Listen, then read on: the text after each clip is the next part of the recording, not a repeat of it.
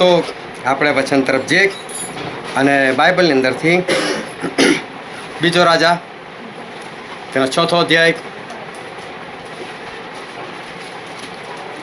રાજાઓનું બીજું પુસ્તક તેનો 4થો અધ્યાય,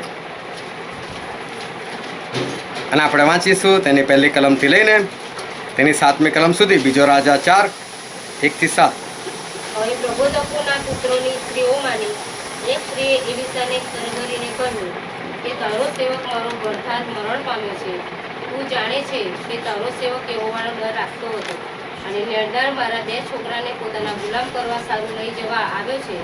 એલિસાએ તેને પૂછ્યું કે હું તારે સારું શું કરું? મને કહે, તારી પાસે ઘરમાં શું છે? તેણે કહ્યું કે તારી દાસી પાસે ઘરમાં 1 તાંબડી તેલ સિવાય બીજું કંઈ નથી. ત્યારે તેણે કહ્યું કે તું બહાર જઈને તારે સારું તારા સર્વ પાડોશીઓ પાસેથી વાસણો એટલે ખાલી વાસણો માંગી લાવ, પેલા માગતી નહીં. પછી તારા દીકરાઓ સાથે તું ઘરમાં બેસીને બારણું બંધ કરીને પેલા સર્વ વાસણોમાં તેલ રેડ અને જે ભરાય તે એક બાજુએ મૂકતી જા. પછી તે તેની પાસેથી ગઈ ને તેણે તથા તેના દીકરાઓએ ઘરમાં બેસીને બારણું બંધ કર્યું. તેઓ તેની પાસે વાસણો લાવતા ને તે તેમાં તેલ રેડતી. વાસણવાળા દીકરાને કહ્યું કે મારી પાસે હજી બીજું વાસણ લાવ. તેણે તેને કહ્યું કે હવે બીજું એકેય વાસણ નથી. એટલે તેલ બંધ પડ્યું. પછી તેણે આવીને તે ઈશ્વર ભક્તને ખબર આપી. તેણે કહ્યું, તું જઈને તે તેલ વેચીને તારું દેવું વાળ ને જે બાકી રહે તે વડે તારું તથા તારા દીકરાઓનું ગુજરાન ચલાવ. ઈશ્વર પિતાનું વાંચેલું વચન આપણા માટે પુષ્કળ આશીર્વાદિત છે અને ઈશ્વર પિતાનું વચન સત્ય છે અને બાઇબલનું વચન કહે છે કે તમે સત્ય જાણશો અને સત્ય તમને મુક્ત કરશે. હાલેલુયા. ખૂબ ધ્યાનથી આજે ફરીને એકવાર ઈશ્વરનું વચન સાંભળજો, કારણ કે આજે ઈશ્વર ફરીને એકવાર આપણા સાથે એક અદ્ભુત વાત કરનાર છે. જ્યારે હું વિશ્વાસમાં આવ્યો ત્યારે મારી ઉંમર લગભગ 33.5 વર્ષ મારી ઉંમર હતી. હું વિશ્વાસમાં આવ્યો અને પછી રોજના 12 કલાક બાઇબલ વાંચવાનું અને પ્રાર્થના કરવાની, આરાધના કરવાની અને ઉપવાસો શરૂ કર્યા. એ શરૂઆતના દિવસોની અંદર સતત સંગતની અંદર રહેવાનું અને એ સમયે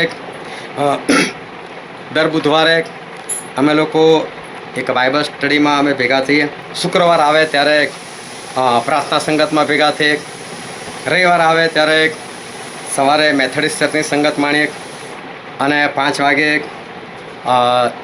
ફતેગંજ જીવન દર્શન હોલની અંદર એક ગ્રુપ આવતું હતું, ત્યાં સંગત માણીએ અને ત્યાંથી છૂટીને પછી 8 વાગે સમા વિસ્તારમાં બીજી એક સંગત ચાલતી હતી, ત્યાં પણ અમે લોકો જઈએ.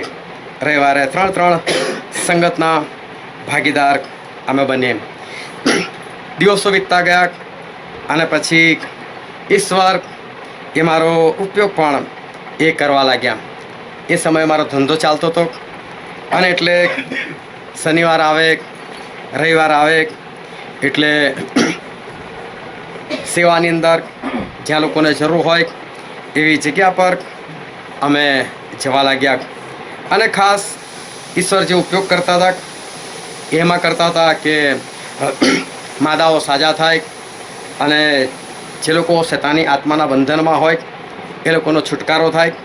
એ બાબતની અંદર ઈશ્વર બહુ સરસ રીતે અમારો ઉપયોગ કરતા હતા અને બહુ ખુશ એ જીવન હતું અને ખુશહાલીમાં આ જીવન એ વિતાવતા હતા ઈશ્વરના માર્ગની અંદર. અને બાઇબલ વાંચતા ઘણા બધા વચનો જે છે એ જાણવામાં આવ્યા. અને એક વચન આપણે વાંચીએ ઉત્પત્તિનું પુસ્તક, ત્યાં 6થો અધ્યાય અને 33જી કલમ. અને યહોવા કે મનુષ્ય સાથે સદા વાદ નહીં કરશે, કેમ કે તે માંસનું છે, તથાપિ તેઓના દિવસ 100. હવે એક વચન વાંચવામાં આવ્યું કે ઈશ્વર એવું કહે છે કે હવે કે છે માણસની ઉંમર 120 વર્ષની થશે કે છે. એની પહેલાં વધારે હતી પણ કે છે કે હવે માણસની ઉંમર 120 વર્ષની થશે. અને પછી જ્યારે મેં વાંચ્યું તો મને તો આશ્ચર્ય થયું કે ઈશ્વરે તો માણસે 120 વર્ષ આપેલા છે. એકવાર એક ભાઈ મારી પાસે આવ્યા અને એમના મમ્મી બીમાર હતા. લગભગ 13 વર્ષની ઉંમર. મને કહે તમે પ્રાર્થના કરવા આવો ને. મેં કહ્યું શું પ્રાર્થના કરવાની છે? તો કે બસ 76 વર્ષ થઈ ગયા તો જાય ઉપર, એટલે કે પ્રાર્થના કરો કે છે. હા, આમાં બીમાર રહે છે તો કહે છે કે જાય તો સારું. પછી મેં એમના કલમ વંચાઈ. બીજો આ કલમ મેં કીધું હજુ તો મેં કહ્યું તમારા મમ્મીએ બીજા 44 વર્ષ જીવવાનો બાકી છે. 44 વર્ષ જીવવાનો બાકી છે. એ ખુશ થઈ ગયા. મને કહો તો અત્યારે જ ચલો કે છે, અને અત્યારે તમે પ્રાર્થના કરો. તો ઈશ્વરે 120 વર્ષ આપ્યા, એ વાંચવામાં આવ્યું. હવે મેં ચારે બાજુ નજર લગાવી તો 120 વર્ષ કોઈ જીવતું જ નથી. બાઇબલમાં લખેલું છે ખરું, પણ 120 વર્ષ કોઈ જીવતું નથી. અત્યારે 60 વર્ષે માણસ પોતે જ ઉંમર થઈ ગઈ ને, અડધી ઉંમર તો માણસ પોતે જ એવું કહેવા લાગે છે મારી ઉંમર થઈ ગઈ હવે. એટલે ઉંમર પ્રમાણે થાય તો 120 વર્ષ કોઈ જીવતું નથી. મેં કહ્યું બાઇબલમાં લખેલું છે અને માણસો જીવતા કેમ નથી? અને પછી એક વચન પણ વાંચવામાં આવ્યું, માલાખીનું પુસ્તક 3 અધ્યાય 10મી કલમ.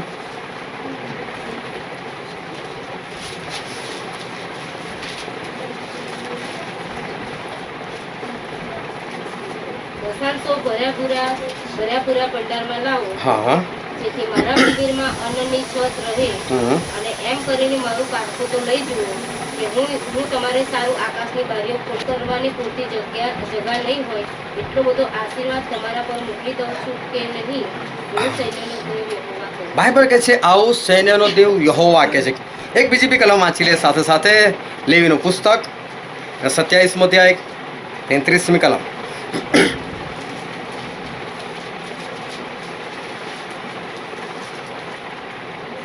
અને ભૂમિની સર્વ ઉપજ, પછી તે ભૂમિનું બીજ હોય તે જળનું ફળ હોય, પણ તેનો દશાંશ યહોવાનો છે, જે યહોવાને સારું પવિત્ર છે. બહુ ધ્યાનથી ઈશ્વરનું વચન સમજો કે માલાખી પ્રબોધકનું પુસ્તક 33 અધ્યાય આપણે ખાલી 10મી કલમ વાંચી, પણ તમે ઘરે જઈને પછી 7મી કલમથી લઈને 10મી કલમ સુધી વાંચો. ત્યાં પ્રભુ એવું કહે છે કે શું માણસ ઈશ્વરને લૂંટે કે છે? પણ કે હા કે છે માણસો મને લૂંટે છે કે છે. તો કે શામાં કે છે? તો કે દશાંશોમાં મને લૂંટે છે કે છે. આ 10મો ભાગ આપવામાં માણસ મને લૂંટે છે. ઈશ્વર કે છે, જે લેવીનું પુસ્તક વાંચ્યું તેનો 27મો અધ્યાય 30મી કલમ, તો ઈશ્વર એવું કહે છે કે આ 10મો ભાગ એ તો કંઈ યહોવાનો છે અને યહોવાને સારું પવિત્ર છે કે છે. એકવાર તો એક ભાઈના ઘરે એના 4-5 મિત્રોનો અચાનક ફોન આવી ગયો કે અમે બધા તને મળવા માટે આવીએ છીએ. એટલે પેલા ફટાફટ કીધું કે મારા 4-5 મિત્રો આવે છે, ફલાણા આવે છે. એક કામ કર, ફટાફટ આ ચમચીઓ, આ કટોરા એ બધા કબાટમાં મૂકી દે કે છે. તો કેમ ચોર છે બધા કે છે? તો કે ના, એ લોકોને ઓળખી જાય ને કે છે.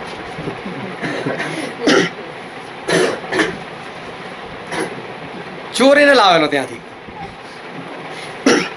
લૂંટીને લાવેલો. હવે પેલા લોકો આઈને જોઈ જાય તો એવું જ કે ભાઈ લાય મારું, એની સાથે સંબંધ તૂટી જાય. પ્રભુ કહે છે કે મારા લોકો મને લૂંટે છે. લેવી 27:30 કહે છે કે દશાંશો એ યહોવાના છે અને યહોવાને સારું પવિત્ર છે. શું માણસ ઈશ્વરે લૂંટે કે છે? પણ કે હા, મને લૂંટ્યો છે, મને દશાંશોમાં લૂંટ્યો છે કે છે, મને આપતા નથી કે છે. અને જલેબીમાં વાંચ્યું આપણે કે જમીનની સર્વ ઉપજ, ભૂમિની સર્વ ઉપજ, પછી તે ઝાડ હોય કે એનું ફળ હોય, પણ તેનો 10મો ભાગ એ યહોવાનો છે. અને ભૂમિની ઉપજ તો આપણે પોતે પણ છે. આપણી કમાણીનો 10મો ભાગ તો છે જ ઈશ્વરનો, પરંતુ સાથે સાથે આપણે જે જીવન જીવીએ છીએ, કારણ કે આપણે માટીના બનેલા માણસો છે. માટી ફરીને એકવાર માટીમાં મળી જાય છે, અને માટે જે માટીમાંથી આપણે બનેલા છે, આપણે માટીની ઉપજ છે. તો ઈશ્વર કહે છે ભૂમિની ઉપજનો 10મો ભાગ, એટલે કે આપણો 10મો ભાગ, એટલે કે આપણા આયુષ્યનો 10મો ભાગ પણ કોનો છે? દેવનો છે. દેવનો ભાગ એટલે કેટલો? આપણે કેટલું આયુષ્ય આપ્યું છે? 120 વર્ષ. એનો 10મો ભાગ કેટલો થયો? 12 વર્ષ. હવે માણસ એવું વિચારે કે છેલ્લા 12 વર્ષ આપી દઈશ, 108 વર્ષ મને મારી રીતે જીવી લેવા દે. તો 12 વર્ષ મને ઊંઘવા નહીં જોઈએ, 12 વર્ષ મને ખાવા પીવા નહીં જોઈએ, એને નાવા ધોવા નહીં જોઈએ. એટલે કોઈ 12 વર્ષ કંઈ શું સળંગ કાઢી શકવાનું છે. એટલે માણસે રોજે રોજ 10મો ભાગ આપી દેવો પડે. કારણ કે ઈશ્વર આપણને રોજે રોજ 24 કલાક આપે છે.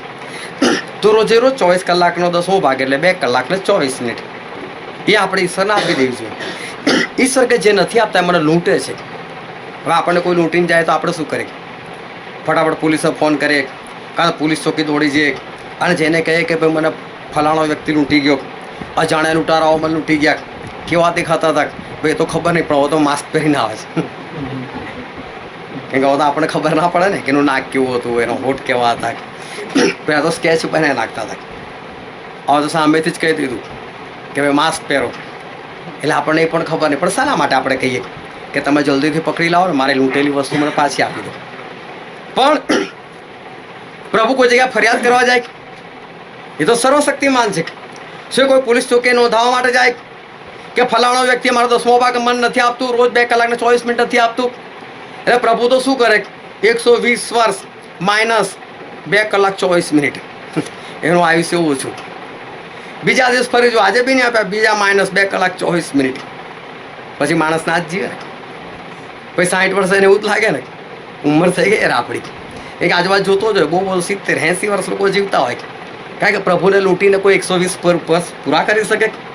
કોઈ પણ ના પૂરા કરી શકે. આ બધા વચનો જે છે, આ વચનો એ બધા જોયા મેં, આ વચનો અંદર વાંચ્યા, ખબર પડી કે આપણે 10મો ભાગ આપવો પડે.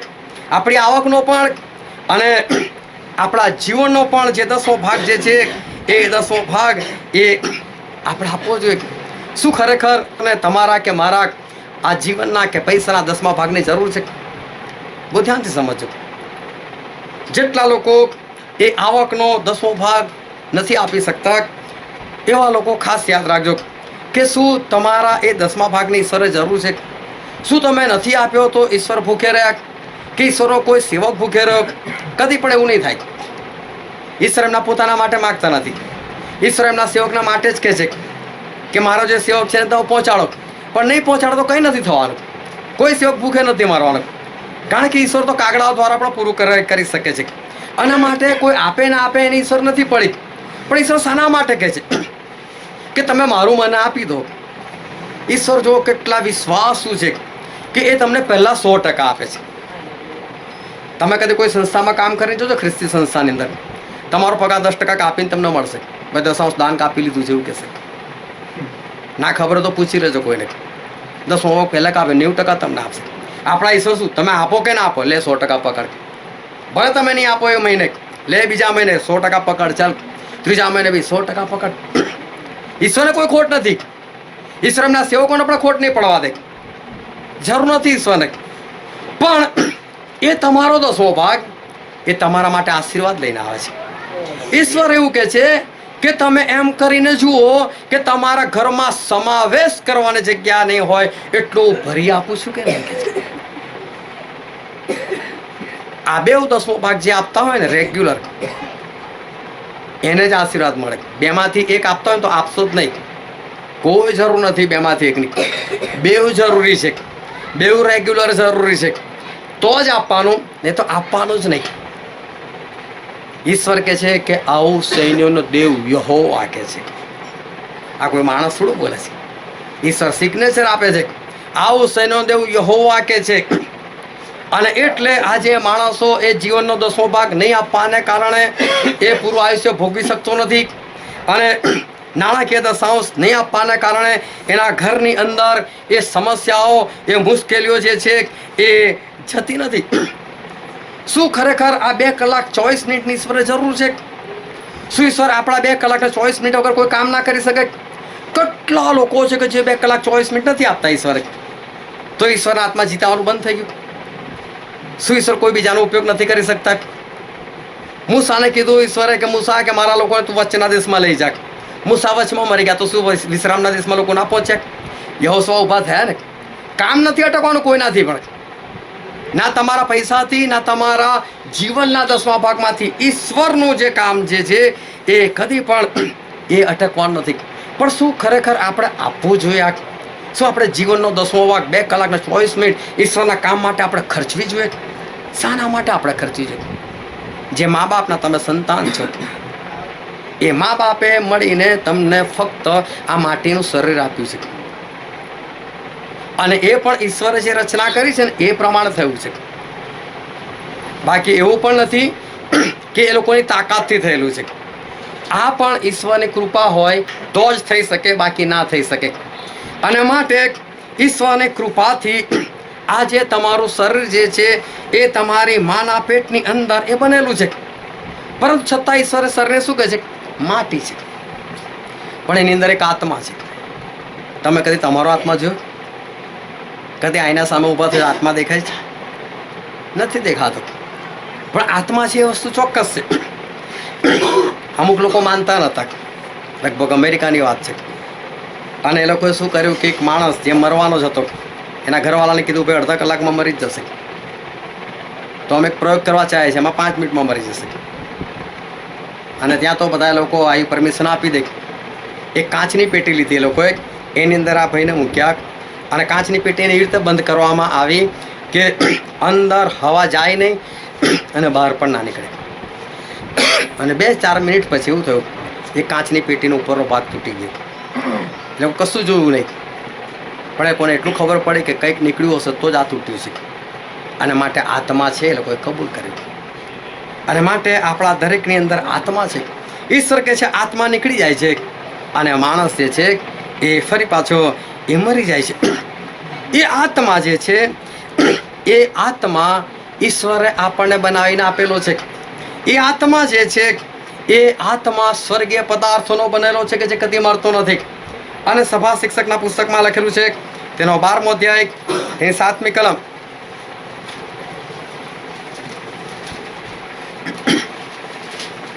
અને જેવી અગાઉ ધૂળ હતી હા. તેવી જ પાછી ધૂળ થઈ જશે. હમ. અને દેવે જે આત્મા આપ્યો તે બાઇબલ કે દેવે જે આત્મા આપ્યો તે દેવ પાસે પાછો જશે. હવે એક વસ્તુ ધ્યાનથી સમજો કે તમે ખરેખર કોણ છો આજે જાણી લેજો. તમારી જાતને ઓળખી લેજો.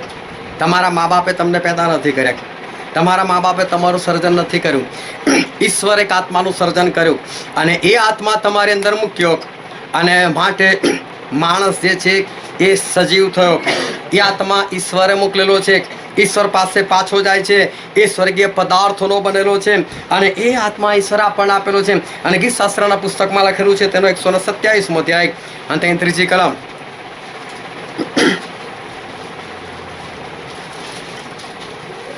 છોકરા તો યહોવાનું આપેલું ધન છે, હા. પેટના ફળજન તેના તરફનું પ્રતિદાન છે. બાળકો તો, છોકરાઓ તો યહોવાનું આપેલું ધન છે. એ ઈશ્વર તરફનું પ્રતિદાન છે. હાલેલુયા. શું છે બાળક ઈશ્વરનું આપેલું ધન? આ શબ્દને ધ્યાનમાં રાખજો. તમે તમારા મા બાપને મળેલું એક ધન છો કે જે ઈશ્વરે આપેલું છે. આપણે કોનું ધન છે? ઈશ્વરનું ધન છે.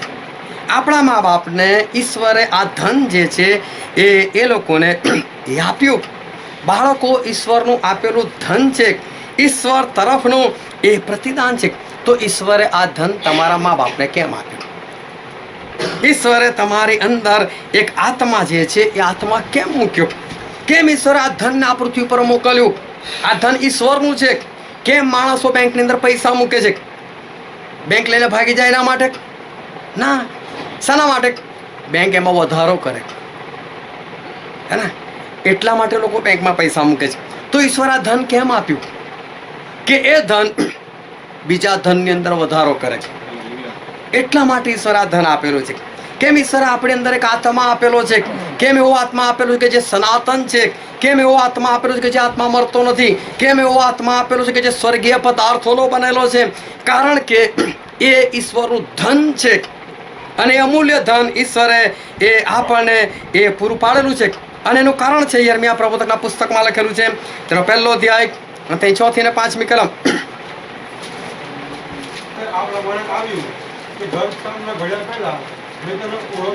ઈશ્વર કે છે ગર્ભસ્થાનમાં ઘડિયા પહેલા મેં તને ઓળખેલો હતો, ગર્ભસ્થાનમાંથી તું બહાર આવ્યાની પહેલા મેં તને પવિત્ર કર્યો હતો, પ્રજાઓના માટે મેં તને પ્રબોધક નિમ્યો છે. આવું ઈશ્વર યર્મિયાને કહી રહેલા છે. પણ ત્યારે યર્મિયા નાનું બાળક નથી, યર્મિયા એના માના પેટમાં નથી, યર્મિયા જુવાન છે.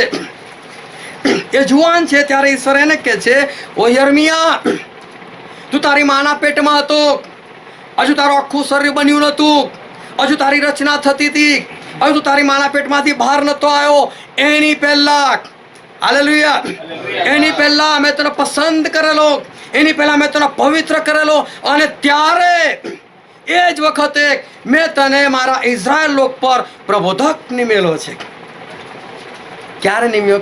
જ્યારે ઈશ્વર આત્મા અંદર મૂકી દીધો ને ત્યારનો. એવું નથી કે ભાઈ લગ્ન થઈ ગયું એટલે ઈશ્વર બાળક આપી દે, લે ભાઈ ચાલ તારું લગ્ન થયું એટલે બાળક આપી દે. એ રીતે બાળક નથી મળતું. ઈશ્વરની યોજના છે, એક એક બાળક પાછળ ઈશ્વરની યોજના છે, કારણ કે ઈશ્વરનું ધન છે, એની અંદર ઈશ્વરનો એક આત્મા છે, અને એ આત્મા એ પેટમાં આવે છે, એ બાળક પેટમાંથી બહાર નીકળે છે એની પહેલા ઈશ્વરે એની નિમણૂક કોઈક જગ્યાએ કરેલી છે. ઈશ્વરે એને કોઈ કામ જે છે એ સોંપેલું છે. ઇઝરાયલ પુત્રોને મિસ્ર દેશમાંથી બહાર કાઢવાના માટે ઈશ્વરે આમરામના ઘરની અંદર મૂસાને મોકલ્યા કે જા તારા કામ કરવાનું છે. ભલે એમણે 80 વર્ષે કામ કર્યું, પરંતુ ઈશ્વરે 80 વર્ષ પહેલા એ નક્કી કરેલું હતું કે મૂસા 80 વર્ષના થશે અને આ બાજુ 400 વર્ષ પૂરા થશે અને મૂસાએ મારા લોકોને બહાર કાઢવાના છે. ઈશ્વરે એ યોહાન બાપ્તિસ્મા કરનારને એટલા માટે પૃથ્વી પર મોકલેલા હતા કે જુવાન થાય અને મારો રસ્તો તૈયાર કરે. ઈશ્વરે એમના માટે એક યોજના બનાવેલી હતી. ઈશ્વરે મારે એમના માટે યોજના બનાવેલી હતી કે એના પેટનો ઉપયોગ કરીને ઈશ્વર આ પૃથ્વી પર માનવ દેહ ધારણ કરીને આવે. ઈશ્વરે એક એકના માટે આ યોજના જે છે એ યોજના બનાવેલી છે. આપણા દરેકના માટે ઈશ્વરે કંઈક ને કંઈક કામ રાખેલું છે. તમારા ને મારા દરેકના માટે ઈશ્વરે કંઈક ને કંઈક નક્કી કરેલું છે. કારણ કે યોહાને લખેલી સુવાર્તામાં લખેલું છે, તેનો 15મો અધ્યાય અને 16મી કલમ,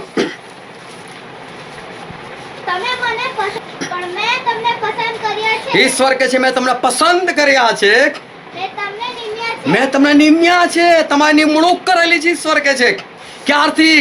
તમે માના પેટમાં હતા ત્યારથી ઈશ્વરે આપણા દરેકની નિમણૂક કરેલી છે.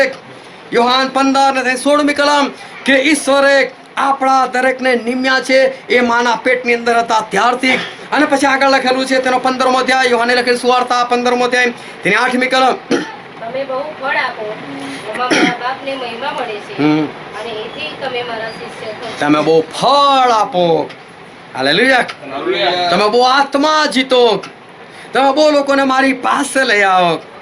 એના માટે ઈશ્વરે આપણને નિમ્યા છે. એના માટે તમારી અંદર ઈશ્વરનો આત્મા છે. એના માટે તમારું શરીર સહી સલામત છે. એના માટે તમે આજે જીવતા છો.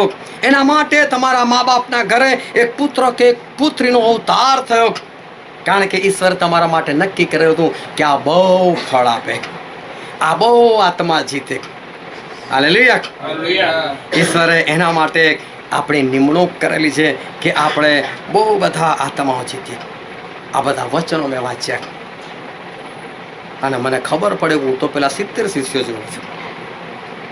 બસ બહાર નીકળું છું, માદાઓ સાદા થાય છે, ભૂત નીકળી જાય છે અને ખુશ થતો તો પાછો આવો. પ્રભુ બહુ મજા આવી આજે તો, પ્રભુ આજે તો આત્માઓ તાબે થયા, આજે તો આવું કામ થયું, આજે તો પેલું કામ થયું, અને એમની જેમ હરખાતો પાછો આવતો હતો. અને આ બધા વચનો જે છે એ બધા વચનો મારા વાંચવામાં આવ્યા અને મને ખબર પડી કે ઈશ્વરે તો મારી નિમણૂક કરેલી છે. મારા માના પેટમાં હતો ત્યારથી ઈશ્વરે મારા માટે નક્કી કરેલું છે કે તારા આત્માઓને જીતવાના છે, ત્યારે ઘણા બધા લોકોને બચાવવાના છે. એ તો 33 વર્ષ પછી મને ખબર પડી, પરંતુ ઈશ્વરે તો મારી નિમણૂક જે છે એ બહુ પહેલા કરી નાખેલી હતી. અને ગલાતીઓના પત્રમાં લખેલું છે તેનો 5મો અધ્યાય અને 16મી કલમ, પણ હું કહું છું કે આત્માથી ચાલો, વૃત્ત કરશો નહીં. તમે આત્માથી ચાલો. આ તો ઈશ્વરે આપણને કીધેલું છે કે તમે આત્માથી ચાલો. હું આત્માથી ચાલતો નહોતો, એ શરીર પ્રમાણે એ ચાલતો હતો. ભલે ઈશ્વરે સુવાર્તા પ્રગટ કરતો હતો કે માદાઓ સાજા થતા હતા, કે ભૂતો નીકળતા હતા, પરંતુ એ 70 શિષ્યોની જેમ એ દૈહિક વાનાની અંદર એ હું જીવતો હતો. અને પછી આગળ લખેલું છે રોમનોનો પત્ર તેનો 8મો અધ્યાય અને તેની 12મી કલમ, રોમન 8 અને 12. એ માટે ભાઈઓ આપણે ઋણી છીએ હમ. પણ દેહ પ્રમાણે જીવવાને દેહના ઋણી નથી. ઋણીનો અર્થ કોને ખબર છે? ઋણી એટલે શું? કર્જદાર, દેવાદાર. શું કે છે? એ માટે ફરી વાંચો 12મી કલમ. એ માટે ભાઈઓ હા આપણે ઋણી છીએ. હા, ઈશ્વરનું વચન કે આપણે ઋણી છે એટલે શું છે? દેવાદાર છે. કોણ દેવાદાર છે? આપણે. એવું લખેલું છે. એ માટે આપણે દેવાદાર છે. પછી શું લખેલું છે આગળ? પણ દેહ પ્રમાણે જીવવાને હમ. દેહના ઋણી નથી. હા, તમે આ શરીરના દેવાદાર નથી કે તમે શરીર પ્રમાણે જીવો. તમે આત્માથી ચાલો. હાલેલુયા. તમે આત્માથી ચાલો. તમે દેવાદાર ખરા પણ શરીરના નહીં, આ માટીના નહીં કે તમે માટી પ્રમાણે તમે જીવન જીવો છો. કેવું પહેરાવો, આને કેવું ઓઢાવો, કેવો મેકઅપ કરાવો, કેવી રીતે આને સુંદર રાખવું. તમે એના દેવાદાર નથી કે તમે આની સેવા કરો. ઈશ્વર કે છે કે તમે આત્માથી ચાલો. કે છે તમે આત્માથી ચાલો. મને દેખાયું કે મારા જીવનની અંદર આ બધા વચનો વાંચેલા હતા અને છતાં એ વચનો પ્રમાણે મારું જે જીવન હોવું જોઈએ એ જીવન એ નહોતું. આ જ પ્રમાણે જે જીવવાનું એ નહોતું. માતાઓ સાજા થતા હતા, ભૂતો નીકળતા હતા, સેવા માટે બહાર નીકળતો હતો, બધી વસ્તુ બરાબર. આ પ્રમાણે જે પ્રમાણે ઈશ્વર કે છે કે તમે દેહ પ્રમાણે જીવવાને દેહના દેવાદાર નથી, એ બધું નહોતું. આત્માથી ચાલો એ બધું નહોતું. આ તો ઘણી બધી વાતો હતી. અને પહેલા કોરિન્થીમાં લખેલું છે, 1 કોરિન્થી 9મો અધ્યાય 16મી કલમ. જો હું સુવાર્તા પ્રગટ કરું તો તેમાં મારે અભિમાન રાખવાનું કોઈ કારણ નથી. હા, જો હું સુવાર્તા પ્રગટ કરતો તો એમાં અભિમાન શું કરવાનું કે છે? હા, કેમ કે એમ કરવું મારી ફરજ છે. સુવાર્તા પ્રગટ કરવી તો મારી ફરજ છે, ડ્યુટી છે. કેટલું અદ્ભુત વચન છે. સુવાર્તા પ્રગટ કરવી એ તો મારી ફરજ છે. આ બધું થતું હતું પણ એમાં ફરજ જેવું નહોતું લાગતું. એવું લાગતું હતું કે આ તો આપણો ઉપયોગ થાય છે ને આપણે કરીએ છીએ. મને લોકો બોલાવે છે એટલે જઉં છું. પણ ખરેખર તો સુવાર્તા પ્રગટ કરવી એ શું છે? ફરજ છે. ફરી એકવાર વાંચો આ કલમ. જો હું સુવાર્તા પ્રગટ કરું હમ. તો તેમાં મારે અભિમાન રાખવાનું કોઈ કારણ નથી. હા, કેમ કે એમ એમ કરવું એ મારી ફરજ છે. કોની ફરજ છે? મારી. મારી ફરજ છે. આપણે વાંચીએ છીએ શું કહે છે કે સુવાર્તા પ્રગટ કરવી એ કોની ફરજ છે? આ મારી ફરજ છે. આ તો ફરજ છે એ તો આપણે એ કરવું જોઈએ. ફરી લખેલું છે યર્મિયા પ્રબોધકના પુસ્તકની અંદર તેનો 48મો અધ્યાય તેની 10મી કલમ. જે કોઈ યહોવાનું કામ કરવામાં બેદરકાર રહે જે ઈશ્વરનું કામ કરવામાં બેદરકાર રહે તે સાબિત થાય. તો શ્રાપિત થાવ. જો ખાલી કામ કરવું જરૂર નથી પણ કામમાં બેદરકારી, કામ કરે છે પણ બેદરકારીથી કરે છે. ઈશ્વર કે છે કે જે બેદરકારીથી કામ કરે છે તે શ્રાપિત છે. પછી અને જે કોઈ રક્ત પાડતા પોતાની તલવાર ખાંચી રાખે જે કોઈ રક્ત વેવડાતા પોતાની તલવાર ખાંચી રાખે એટલે કે પાછળ રાખે, એ લોહી નથી વેવડાતો તલવારથી તો તે સાબિત થાવ. એ શ્રાપિત થાવ. અને તલવાર એટલે શું? દેવનું વચન. એવું પુકારવાનું ને કે સામેવાળા હૃદયમાં લાગી જાય, એને ખોટું લાગી જવું જોઈએ. મને સંભળાઈ આજે તો બરાબર થવું જોઈએ, એને વિંધાઈ જવો જોઈએ. એવા વચનો હોવા જોઈએ, મલમ પટ્ટાવાળા નહીં. ઈશ્વર તમને સાજા કરે છે, ઈશ્વર તમને આશીર્વાદ આપે છે. તમે ધનવાન થવા માટે ઈશ્વર ગરીબ બન્યા. તલવાર જે છે તો ચલાવવા માટે છે, બેધારી તલવાર છે. ઈશ્વર કે છે રક્ત પાડતા જે આ તલવાર એટલે કે વચન ખાંચી એટલે કે પાછું રાખે, બરાબર વચન ના પુકારે, બેદરકારીથી કામ કરે, એ માણસ શ્રાપિત થાવ.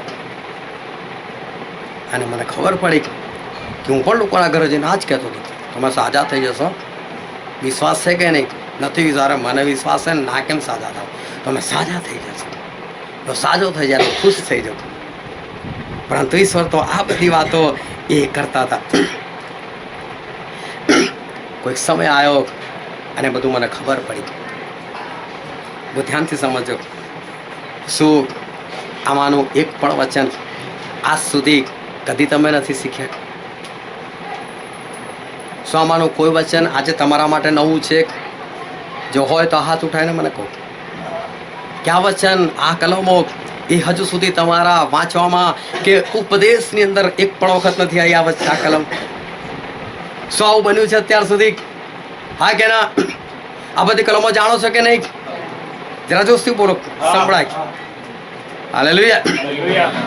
આ બધા વચનો તમે જાણેલા છે, આ બધા વચનો જે છે એ તમે શીખેલા છે. સવાલ કરું છું કે શું તમે આ રીતે તરવાર ચલાવો છો આજે? શું તમે આજે તમારા ઘરની અંદર, તમારા સગાઓની અંદર, તમારા અડોશી પડોશીઓની અંદર શું તમે આ રીતે એ તરવાર ચલાવો છો? શું તમે સુવાર્તા પ્રગટ કરી રહ્યા છો? સુવાર્તા પ્રગટ કરવી એ મારી ફરજ છે. શું આત્માથી આજે તમે એ સતત ચાલો છો? આજ સુધી કેટલા ફળ પેદા થયા, કેટલા ફળ તમે લઈ આવ્યા, કેટલા આત્મા જે છે એ તમે જીતીને લાવ્યા. આજે તમારી ઉંમર કેટલી થઈ?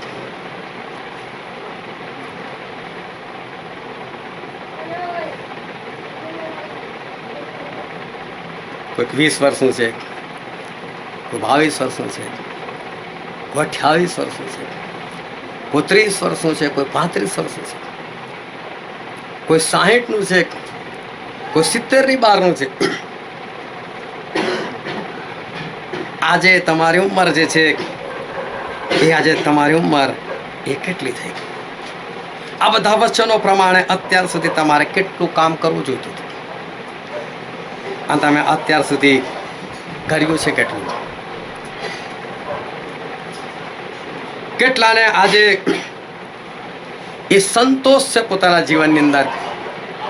આ પ્રશ્ન નથી પૂછતો, ખાલી કહું છું કે કેટલાને આજે એવો સંતોષ છે કે મેં પૂરતા પ્રમાણમાં મેં ઈશ્વરનું કામ જે છે એ કર્યું છે, એ સુવાર્તા પ્રગટ કરી છે, કે મેં પૂરતા પ્રમાણની અંદર એ આત્મા જે છે એ જીત્યા છે? હું પૂછતો નથી, પૂછતો એટલા માટે નથી કારણ કે શેતાને ઘણા બધા લોકોની આંખો એવી આંધળી કરી નાખી છે કે એને આ બધું ખબર જ નથી પડતી કે આવું નથી મારા જીવનમાં. કે હું કહું છું, ગઈકાલે મેં કીધેલું હતું કાલ સાંજ સુધીમાં મને મળી જશે. જે લોકોનો જે બી દુશ્મન હોય હવે મને કહેતા ને ગમે ત્યારે હું લઈ જઈને ઊભો કરવાનો છું, એના ઘરે હું લઈ જઈશ. મને ખબર છે કોનું કોની સાથે નથી બનતું અને મેં કીધું એ જ પ્રમાણે એના માથા પર હાથ મૂકાઈને કહીશ આના આશીર્વાદ આપો. આ કરીશ આવનાર દિવસોની અંદર. નથી ખબર પડતી માણસને, શેતાન આંખો આંધળી કરી નાખે છે, એને નથી ખબર પડતી.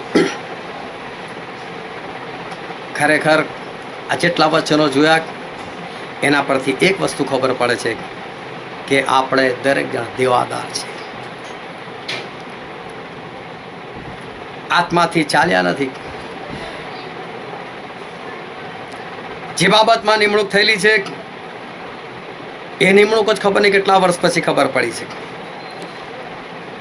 અને ખબર પડ્યા પછી પણ ખબર નહીં કામ કેટલું થયું છે. આજે દરેક જણ એ ઈશ્વરનો એ દેવાદાર છે.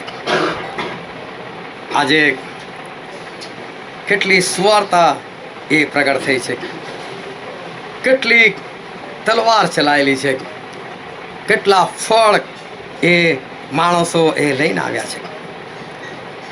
ખબર છે એક આત્મા ક્યારે જીતી શકાય? કોઈને ખ્યાલ છે એક આત્મા ક્યારે જીતી શકાય? થોડા વખત પહેલા આ જ જગ્યા પર એ વચન હતું. યાદ છે કોઈને એક આત્મા કઈ રીતે જીતાય? એના માટે આપણે વચન જોઈ ગયેલા. કોઈ કહેશે કેટલા પોઈન્ટ અંદર શીખવામાં આવેલા? 8 પોઈન્ટ શીખવાડવામાં આવે.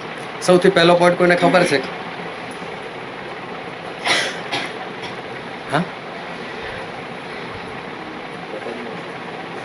પોતાની ઓળખાણ, પહેલા દેવની ઓળખાણ, પછી બીજા સ્ટેપમાં આપણી પોતાની ઓળખાણ. આ વિચાર કરો, ક્યારે વચન શીખેલા?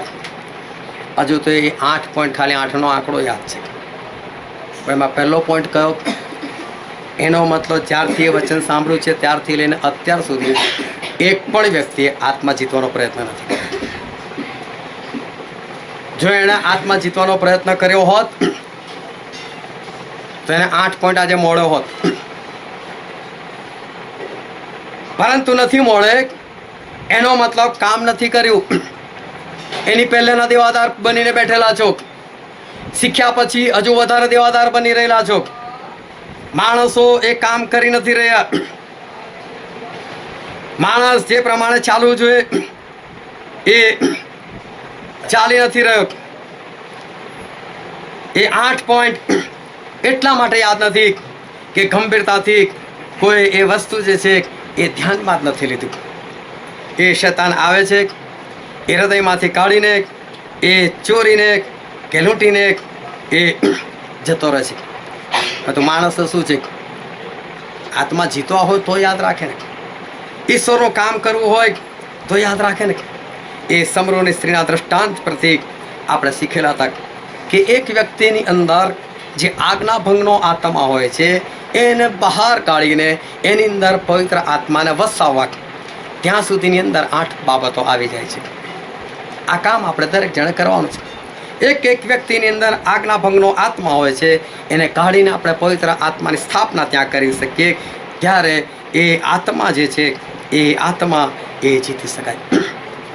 અને પવિત્ર આત્મા કોઈની અંદર વસાવા, એ પવિત્ર આત્માને બાઇબલની અંદર તેલની સાથે સરખાવવામાં આવે છે.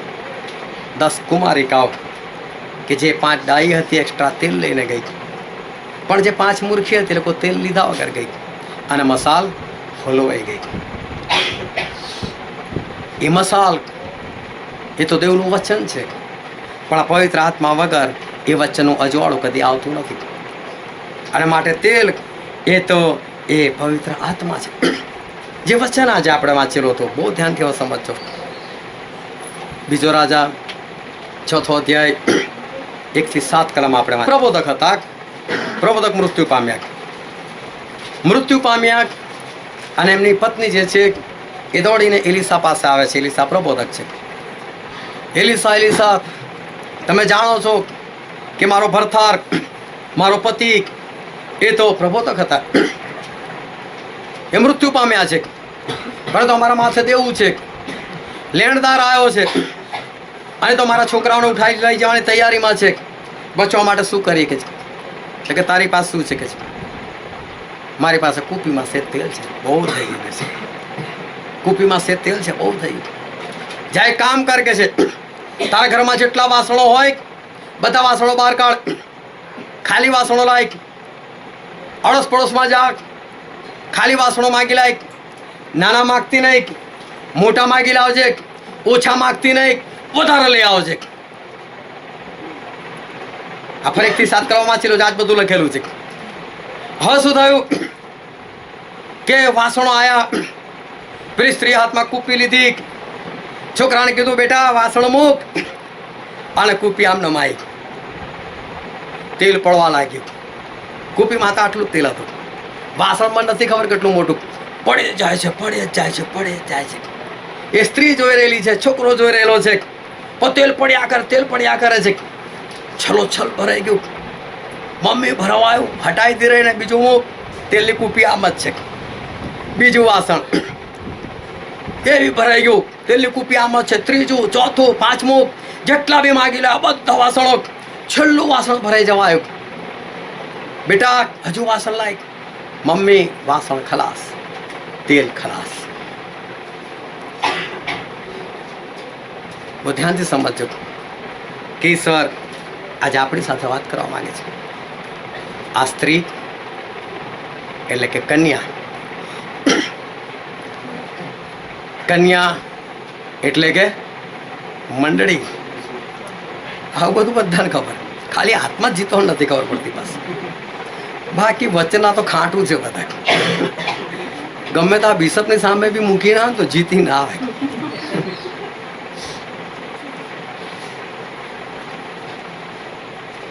વચન ના ખાડું છે, કામના ખોચડા છે, તલવાર ખાંચી રાખે છે, આત્મા જીતાતા નથી. બહુ ધ્યાનથી સમજજો. આ સ્ત્રી જે છે એ મંડળી છે, મંડળીનું બાળક એ કોણ છે? આપણે બધા છે. હાલેલુયા. મંડળી દેવાદાર છે. કેમ દેવાદાર છે? છોકરાઓ જેવા મળેલા છે, કામ કરતા નથી, દેવું થઈ ગયેલું છે. બધા દેવાદાર બની ગયેલા છે. અને એકવાર દેવું તમારા માથે આવી જાય ને તો બાઇબલમાં એવું લખેલું છે, આપણે વાંચીએ કલમ માંથી લખેલી સુવાર્તા એનો 5મો અધ્યાય 26મી કલમ. હું તને ખચિત કહું છું હમ કે તું છેલ્લી દમણી ચૂકવીશ નહીં. હમ જ્યાં લગી તું ત્યાંથી બહાર નીકળનાર નથી. હાલેલુયા. હાલેલુયા. છેલ્લી દમડી નહીં ચૂકવે. જેલમાંથી બહાર નહીં નીકળી શકે, એટલે બંધનમાંથી બહાર નહીં નીકળી શકે. આ જેલ શું છે? નર્ક છે. દેવા સાથે ઈશ્વર માણસ કઈ નાખશે? ઈશ્વર કઈ નાખશે માણસે? નર્કમાં નાખશે. તો અહીંયા આત્મા જીતીને બહાર નીકળવાનો. પ્રભુ મારા આત્મા પતી ગયા, આવો બહાર કાઢો અહીંથી. તે કોઈ કમાણી ખરી? કોઈ કમાણી નહીં. આની શકે છેલ્લી દમડી નહીં ચૂકે ત્યાં સુધી બહાર નહીં કાઢો તો છેલ્લી દમડી ચૂકવવાની નથી, ત્યાંથી બહાર નીકળવાના નથી. એનું મતલબ દેવું હશે તો કઈ જશો? હાલેલુયા. બહુ ધ્યાનથી સમજજો. દેવા સાથે માણસ સ્વર્ગમાં નહીં જઈ શકે. સ્ત્રી એટલે કે કન્યા એટલે કે મંડળી, એને આધીન રહીને કામ કરો. એ આગેવાનને સંપૂર્ણપણે આધીન રહીને કામ કરો. એક પછી એક વાસણ એ મંડળીમાં લઈ આવો, એ સ્ત્રી પાસે લઈ આવો, અને એ વાસણ એ પૂરેપૂરા ભરાતા જશે. એલિસા કે છે ઓછા લાવતા નહીં વાસણ, વધારે લાવજો. મોટા વાસણ લાવજો, ખાલી વાસણો લાવજો. તેલ નહીં ખૂટે. જ્યાં સુધી વાસણ છે ત્યાં સુધી નહીં ખૂટે. આ લોકોએ પહેલાં કઈથી વાસણો કાઢ્યા હશે? પહેલાં પોતાના ઘરમાંથી જ કાઢ્યા હશે. શું તમારા ઘરના બધા પવિત્ર આત્માથી ભરપૂર થઈ ગયા? શું તમારા મા બાપ, શું તમારા ભાઈઓ બહેનો, શું તમારા પતિ, તમારી પત્ની, શું એ પવિત્ર આત્માથી ભરાઈ ગયા છે? શું વાસણો ખાલી નથી? શું વાસણો દેખાતા નથી? શું એને લઈ આવવા જોઈએ સ્ત્રી પાસે? શું એને મંડળી પાસે ના લઈ આવવા જોઈએ? શું એને સંપૂર્ણ ખાલી ના કરાય કે જેથી કરીને એ ભરાવાના માટે એ તૈયાર થાય? ત્યાર પછી આજુબાજુમાંથી બી માગી લાવો વાસણ. તમારા સગાઓ, તમારા સંબંધીઓ, તમારા અડોશી પડોશીઓ, શું બધા પવિત્ર આત્માથી ભરપૂર છે? દરેકને ના પડોશી જોડે નથી બનતું. કેમ? તમે યાદ કરજો તમારા આજુબાજુના પડોશી જોડે, અને બનતું હોય તો મને કહેજો, લઈ જાઉં ખાલે એમના ઘરે પ્રાર્થના માટે.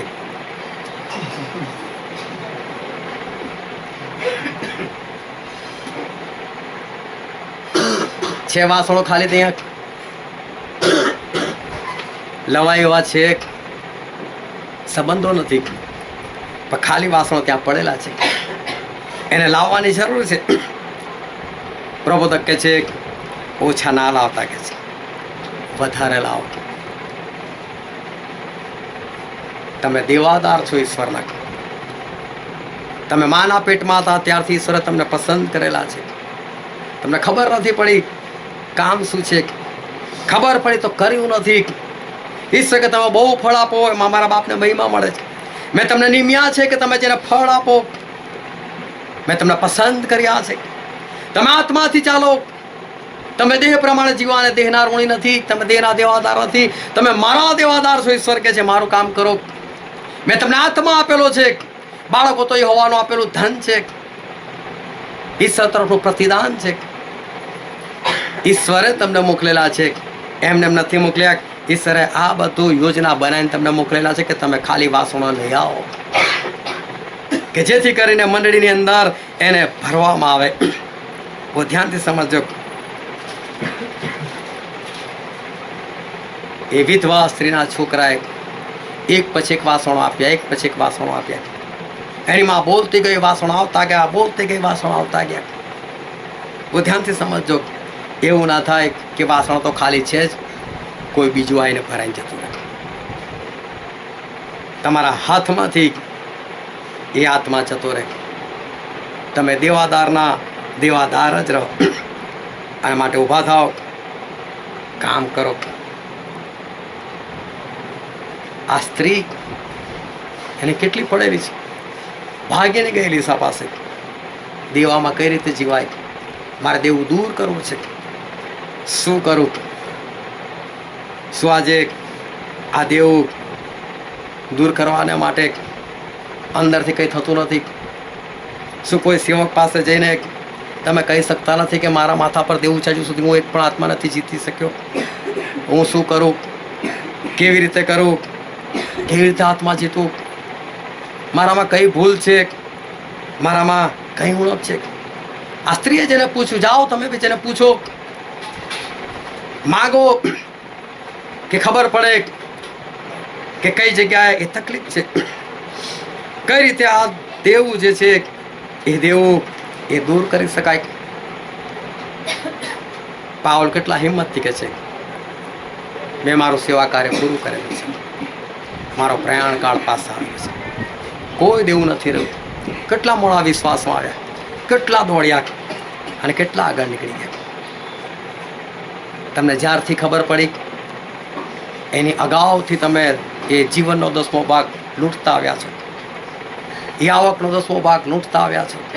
તમે કામ નથી કર્યું માટે દેવાદાર છો. શું એ દેવામાંથી આઝાદ નથી થવું?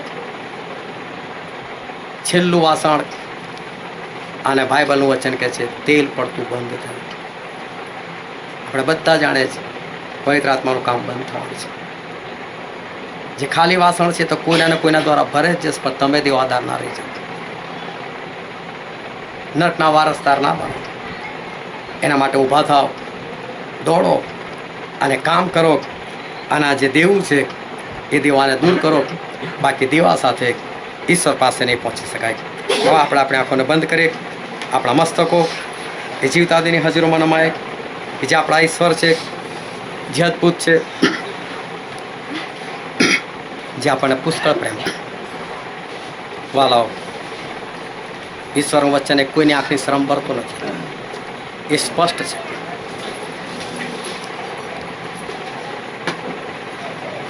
દેવાદાર તો છો જ. કઈ રીતે દેવું દૂર કરવું?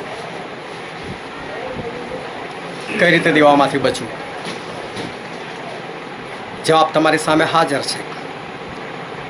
કરવું ના કરવું તો અમારા હાથમાં છે. પણ હું બહુ સ્પષ્ટ ઈશ્વરના વચનથી કહું છું તમને કે દેવા સાથે ઈશ્વર પાસે નહીં જઈ શકો. અને માટે દેવું દૂર કરો, આકાશ રાજ્યના વારસ.